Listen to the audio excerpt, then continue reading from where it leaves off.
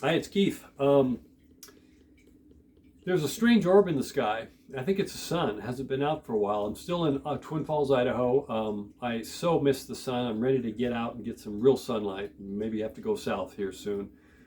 Just wrapping up stuff. But I wanted to touch on a couple of things. There's so much going on in the world right now, but specifically the focus is on the Ukraine and Russia.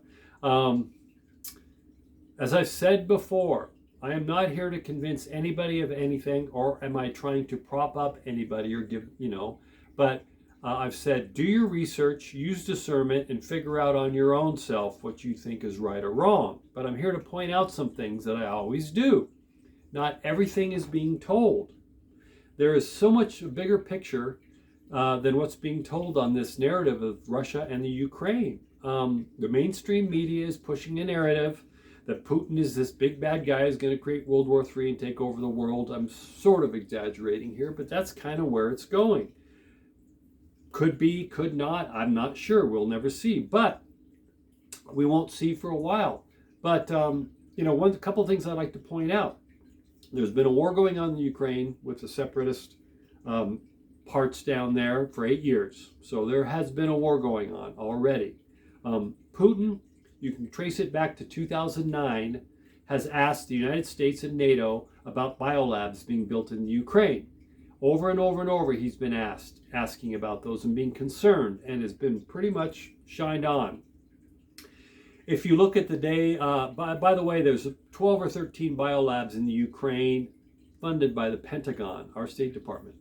Biolabs, they create viruses and all sorts of nasty things. They're not very good, but they'll say they're doing it for research. And if you go out and do a little bit of research, you'll see that the bombings the first day that Russia came in, most of those biolabs were taken out. Why? You can take a look, you can listen to what he has to say. So again, there's a lot going on that the mainstream media does not talk about. Nothing is ever what it seems. I'm seeing over and over from various social medias, many people are resorting to, are using TikTok and other social medias to get their news from the ground in Russia and the Ukraine.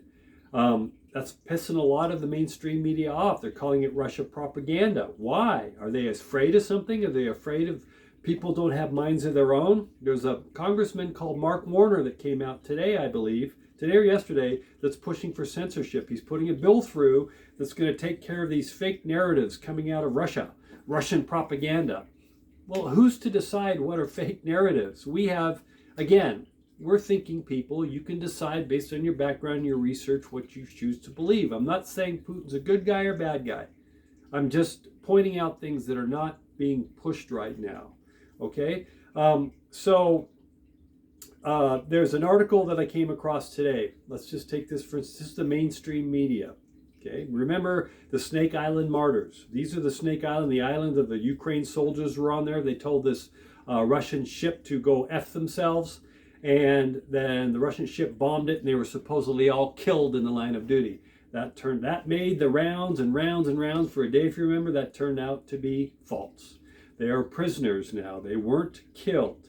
The Ghost of Kiev, about a Ukrainian fighter that even a congressman tweeted out again. Turned out it was a complete fake. It was fake. It was put out by somebody who made it up. Dan Crenshaw also hyped it. The fake farewell. This is a photo. I'm reading some of these things. The photo of 2 Ukrainian children sending off soldiers to fight Russians quickly went viral on social media and the mainstream media with posts on Twitter. Adam Kinzinger even shared the picture. In reality, that was from a dramatic image that traces its roots to over a half a decade ago in the Ukraine in 2016. Okay?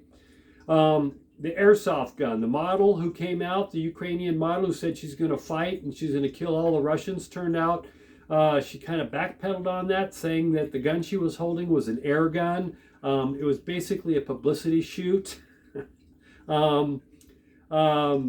For her, probably for her career.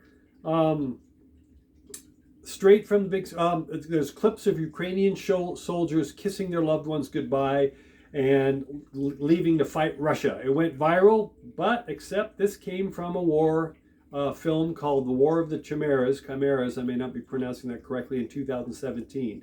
It goes on. Anonymous imposters said there's article after article after article that has been posted making the rounds of big tech, Twitter, Facebook, and the mainstream media in some parts that are completely false, made up narratives. So my question is, who's to say what is propaganda and what's not?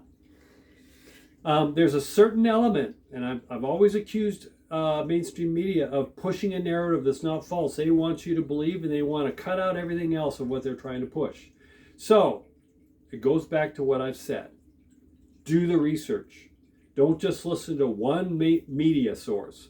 Do the research and look all around. Use TikTok. Use these things coming from the ground. Form your own opinion and use your discernment of what's really going on, because there's a lot more going on over there than meets the eye, and it's going to be revealed as we go forward. I'm not going to get into that right now, nor am I pushing for anyone in particular. The Ukraine, I pray for the Ukraine people, of course. They're caught in the middle of something. But something else I'll end up, I want to leave you with is that the Ukraine, it's been known, and again, you can look it up, it's been known, the government is to be known as really dirty, very, very dirty. That's where they launder a lot of money through the Ukraine, billions, if not trillions of dollars. There's a heavy, really bad human and child trafficking problem that goes through there. I mean, they're really big around the world over there in Ukraine about that. And then we've got the Hunter Biden laptop that won't go away. And in that laptop, he's got contracts with Ukraine, Burisma, contracts with various Ukrainian officials. It's just dirty, dirty, dirty. That is all going to come out. So take a deep breath, use your discernment, and do the research. And I'll leave it at that. There'll be more coming. Talk to you soon.